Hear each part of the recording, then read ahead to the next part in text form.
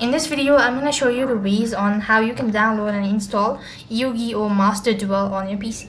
So to download the following game, you have to make sure to watch this video till the end. So to begin with, open up a browser, then on the web address bar, type in steampower.com, and you have to first thing install the Steam Power on your device, and through Steam you can go ahead and access your game. So basically you have to go to your official webpage and here go ahead and press on install Steam, then run the installation program and all that. Once you're done installing the Steam, then it's gonna take you to the home page. Then you have to go ahead and create your account. Once done creating your account, go to your store from the home page, and then on the search box you have to go ahead and type in the name of the game that you're looking for. In our case, we're looking for Yu-Gi-Oh! Master Duel, so type in that. When you locate the following game, then you have to press on it. Here you'll be able to see all of these information. So to go ahead and play the game, you have to click on play game, and here you need to go ahead and read all of these terms and conditions and accordingly install the game.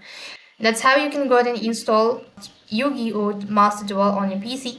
That is all for this video. I hope the video was helpful. Make sure to like, share and subscribe to our channel. Thank you for watching. See you in the next video.